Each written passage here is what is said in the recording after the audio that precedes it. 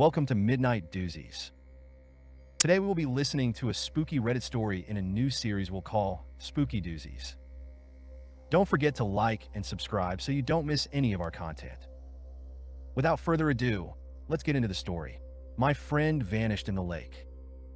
Now he's back, and I know it isn't him.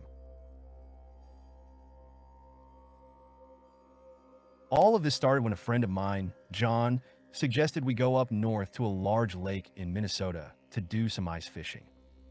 Neither of us were new to ice fishing. In between us, we had just about all of the newest high-end gear you could possibly need for doing something as bold as camping on a frozen lake in northern Minnesota for a week. So, we went up there with high spirits and enough bait to make your local Walmart jealous. We made it to the lake early Sunday morning and drove out on the ice. Something neither of us had done before as fishermen. We had only fished the relatively thin ice of more southern lakes. It was high spirits, laughter, and shitty music coming from the local radio stations all the way to our fishing spot. When I got out of the truck, the freezing air punched me in the face and my breath got sucked away into the wind with a white cloud. The weather forecast was perfect for the next week, with sub-zero nights with sun and 20s in the day. We immediately set to work getting our shanty on the ice, holes drilled, and baits tied. We were sitting on 30 feet of water and little dots bobbed just off the bottom on the fish finder screen.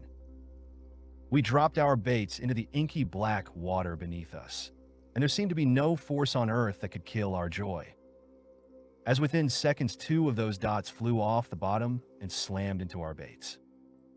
For the first couple of days, everything was going great.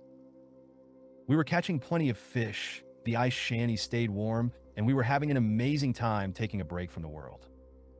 It wasn't until the third day that shit hit the fan. We had only checked the weather before going out, and as I mentioned, it looked perfect, so it caught us off guard when it got cold. Really cold. That would have been fine if the wind hadn't picked up to the point that the canvas on the shanty whipped and snapped violently. The once pleasantly warm air inside was whisked away faster than our propane heaters could produce it, and going outside risked getting frostbite in minutes. Beneath us, the ice groaned and cracked as rapid ice formation and movement from the wind strained it. I had grown quite accustomed to the sound of ice formation, but this was something completely different. It was like a constant thunder beneath our feet. As things started getting bad, every so often John would get up to do something. He repeatedly opened the blind on the window, retrieved his keys from his pocket, and checked them, changed lures, and even checked the weather on his phone, even though we had no cell service. It was clear he was getting antsy about the inclement weather and wanted to be anywhere but on the lake. I said something before he did. "Hey, do you want to pack it up and head in until this all blows over?" He began reeling in his bait before responding. "Yeah, I'm worried we're going to freeze to death out here, man." "I hear ya. Go get the truck started. I'll start to get everything packed up here." John wasted no time getting out of the tent and sprinting for the truck. I was disconnecting the wires to the fish finder when I heard it barely chug to life. Amidst the din of the truck rumbling, ice cracking, and wind, there was a new noise. It caught my ear as I set the fish finder in the sled, and I stopped moving to listen. It was a faint crinkling noise, like someone was eating a bag of chips outside the shanty. Then, with a gust of wind that bent the support poles of the shanty, a snap. My stomach lurched as unexpected movement startled me.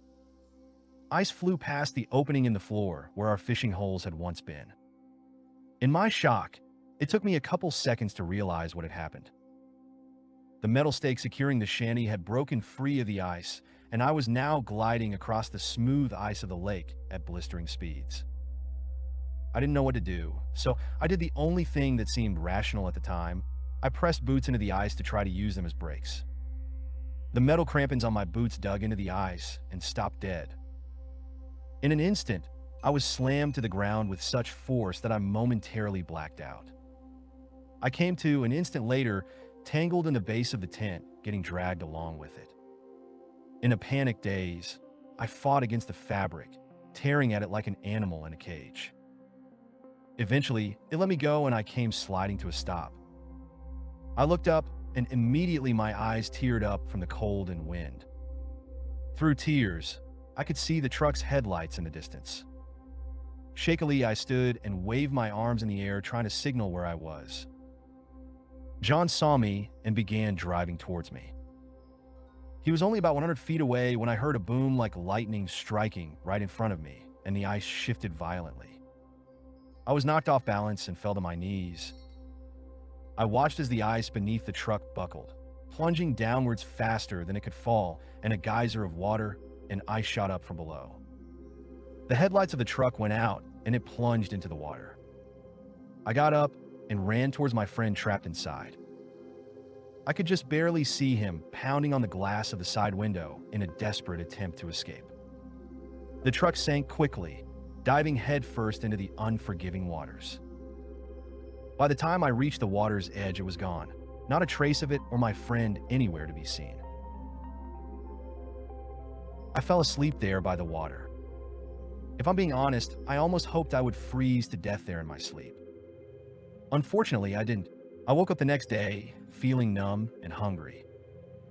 A huge pile of snow had built up on my back against the wind, protecting me against the worst of the onslaught.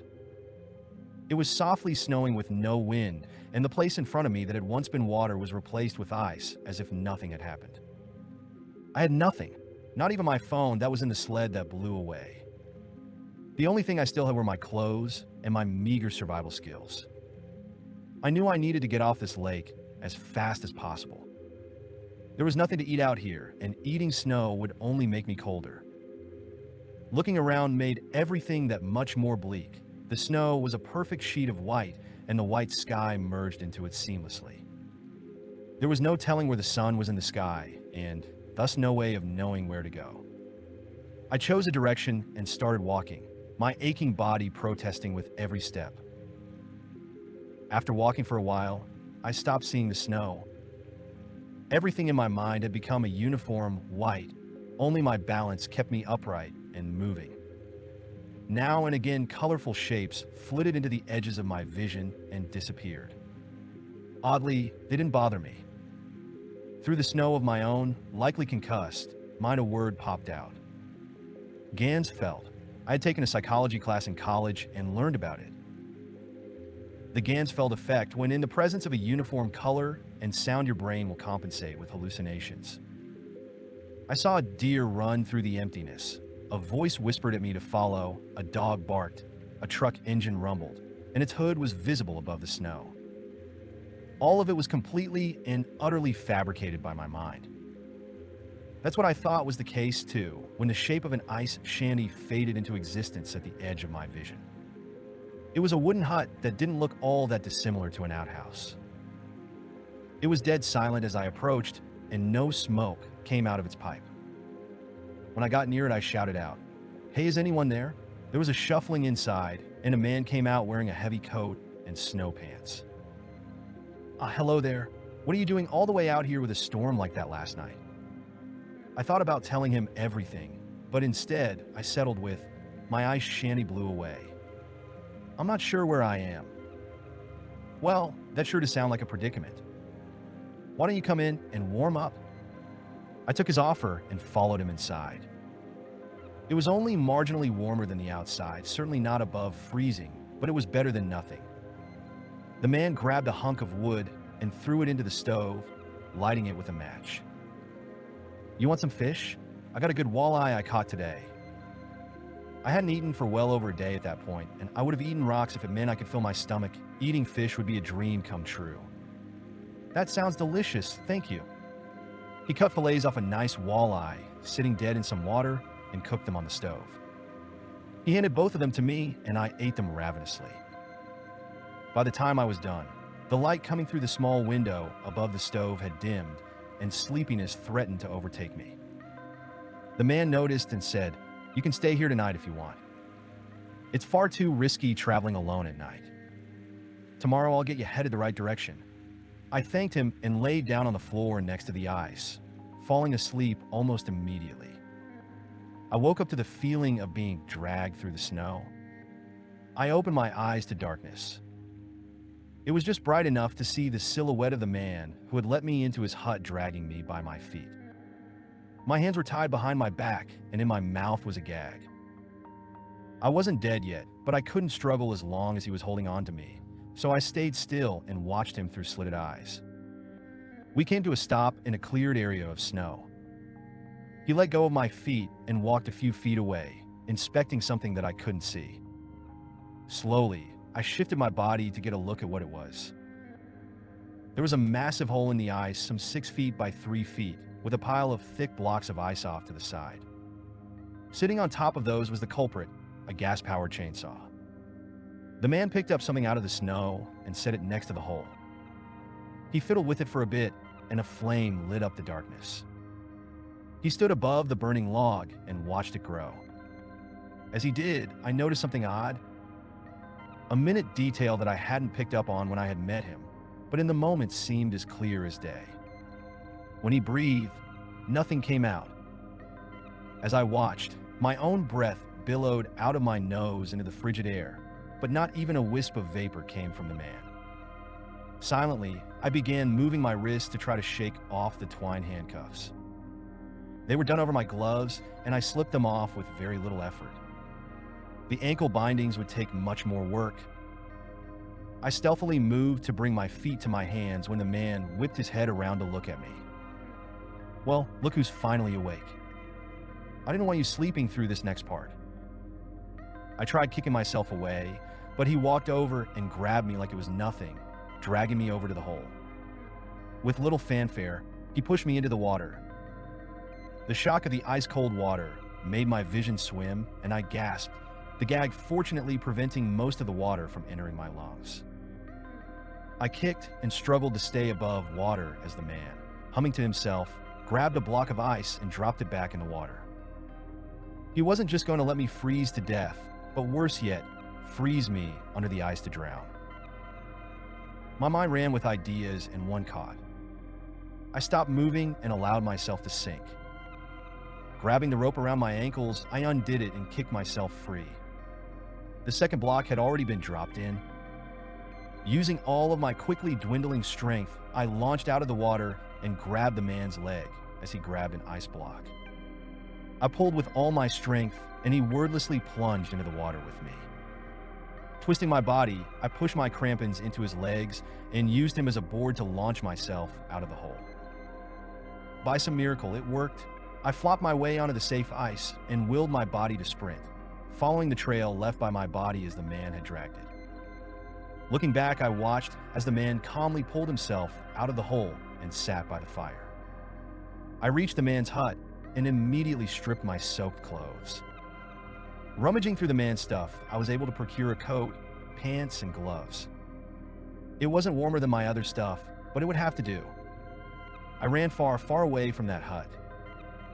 When the sun came up in the morning, I was once again completely alone on a pristine plain of snow.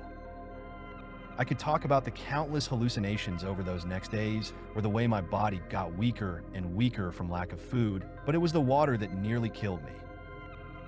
I was cold. The snow that I shoved in my mouth by the handful was far, far colder. I was only physically able to be warm enough to eat some snow every several minutes or so, and when I did often, I had to spit it out without getting hardly any water because my mouth froze. Combined with my excessive walking, this led to me being extremely dehydrated. Salvation came in the form of a tripping hazard. One night, as I walked through near pitch-black darkness, my boot collided with something hard beneath the snow. Excavating it, I found that I had come across an abandoned handheld ice auger. I couldn't see it, but tracing my finger along the blades told me that it would cut ice. I was ecstatic, feeling energy unlike I had in days. I stood and began drilling my way through the ice. The sound of metal shaving ice filled the air in the darkness. My arms burned from the effort of cranking the auger deeper and deeper into the ice. I was beginning to have to bend over to keep going when the feeling of the ice changed. It felt wrong. Now and again, the auger would get stuck on something, and I would have to reverse it and attack again. With a final push, the ice suddenly gave, and I fell flat on my face as my auger plunged into liquid water.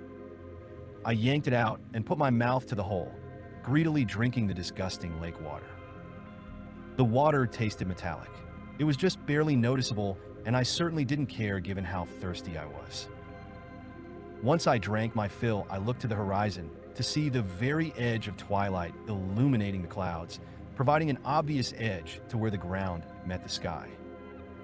As it got brighter, I could see nothing besides the perfect plain of snow I had grown accustomed to, a blue auger, and the hole it had drilled in the ice. It wasn't the hole that caught my attention, though, it was what was around it. The ice shavings surrounding it were red with flecks of black. My heart jumped with fear, but I rationalized it. Surely it must be something natural, maybe some algae that froze into the ice. I crawled back to the hole and looked in it. Feet of ice, and then something else. I began clearing the snow away around the hole. I could see a shape below the ice, but the snow that stuck to its surface wouldn't let me get a clear view. Taking off my gloves, I stuck my hands into the water and cupped them together. I splashed water over the ice, and it immediately became crystal clear. There, frozen in the ice, was John with a hole drilled right through his chest, his face contorted in anguish as if my auger was the reason he had died. I felt sick. The water I had just drank threatened to come back up, but with some difficulty, I forced it down. I collapsed to the ground and curled up, sobbing. Nearly a week's worth of suffering finally bubbling over. I stayed that way for quite a while until the sun was high in the sky. The sun. I realized that for the first time, unfiltered sunlight was reaching me. I looked up and found that the sky had cleared, and on the very horizon, I could see a black line of trees. I stood and took one last look toward John before finally making my way back to land. I can't say it was much better once I got back there. Hospitals, amputations, all sorts. I lost all my toes, my right pinky and ring finger, and the tip of my nose. There were a lot of other complications as well that left me with a lengthy hospital stay and a massive bill. I've regained my ability to walk, and I've fallen back into a normal life besides the weekly therapy sessions. It's been a year since then. I'm only writing this story now because I got a knock on the door today. It was John, wearing a coat and snow pants. In the center of his chest, the coat seemed to cave in. He smiled warmly at me and said, "Hey man, long time no see. Want to do some ice fishing?" Despite the cold, no vapor left his mouth. What did you think about this story? Let me know down in the description, and don't forget to subscribe. Thank you for tuning in to Midnight Doozies. Goodbye.